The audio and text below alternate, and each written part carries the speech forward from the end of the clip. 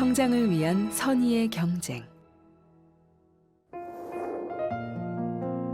오랫동안 불자로 살아온 덫에 다양한 분야에서 활동하는 사람들과 친분을 맺게 되었습니다. 그 가운데는 정치인들도 있습니다. 그들의 특징은 혼자일 때와 함께일 때 판이하게 달라진다는 겁니다. 자신이 속한 정당의 일원으로 상대 정당과 대립할 때는 저래도 될까 싶을 만큼 나를 세워 상대를 공격하지만 사적인 자리에서 1대1로 반대 정당인을 만나면 거짓말처럼 예의를 갖추거든요. 물론 그 모습이 이중적으로 보인다는 의미는 아닙니다. 나라 살림을 꾸려나가는 정치인에게는 당연한 모습이겠죠. 다만 일반적인 시각에서 보자면 느껴질 수도 있다는 뜻입니다.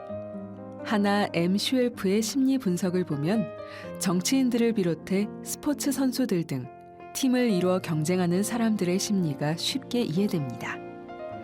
각각의 팀이 경쟁을 한다면 팀원들 간의 결속력은 강화되고 상대팀은 반드시 승리해야 할 적이니까요. 혼자일 때는 의지, 실력, 끈기 등등이 약해질 수 있으니 여러 사람과 팀을 이뤄 공동의 목표를 이뤄나가면 어떨까요? 또는 닮고 싶은 사람 등을 경쟁 상대로 설정한 다음 혼자만의 경기를 하는 것도 방법입니다. 그가 한 걸음 나아갔다면 두 걸음 나아가기 위해 노력하는 겁니다. 경기가 훨씬 즐거워질 겁니다.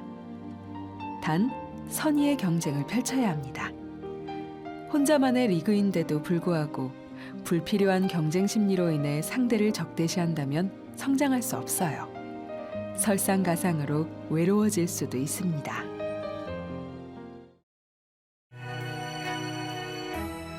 가면을 벗다.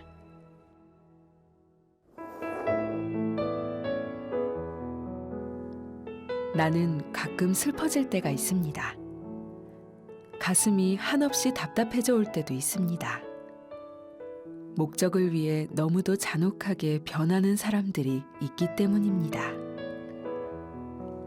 살아 숨쉬는 인간의 생명을 빼앗기도 하고 거짓으로 상대를 모함해 죽음에 이르게 하는 이들도 있습니다.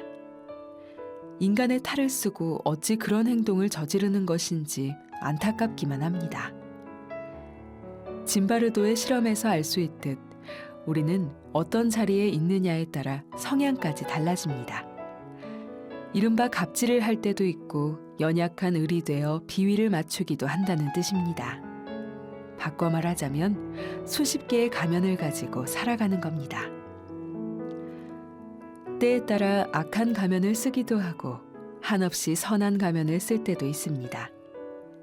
이처럼 상황에 따라 가면을 바꾸다 보면 결국 본인도 자신의 참국정을 운영하는 중신들이 사슴을 가리켜 말이라 부르는 웃지 못할 일이 벌어진 겁니다. 모습을 잊어버리게 됩니다. 내가 누구인지, 무엇을 좋아하고 어디로 가야 할지 모르게 되는 겁니다.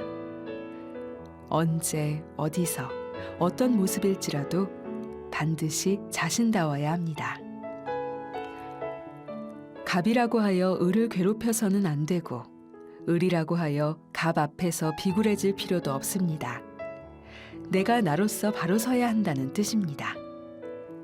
상대에 따라 모습을 달리하는 것이 아니라 한결같은 모습으로 살아가야 하는 거죠. 목적 못지않게 과정을 중시하다 보면 상대와의 관계도 바로 세워집니다. 더불어 살아가면서 하나씩 하나씩 꿈을 이루어갈 수 있게 되는 겁니다.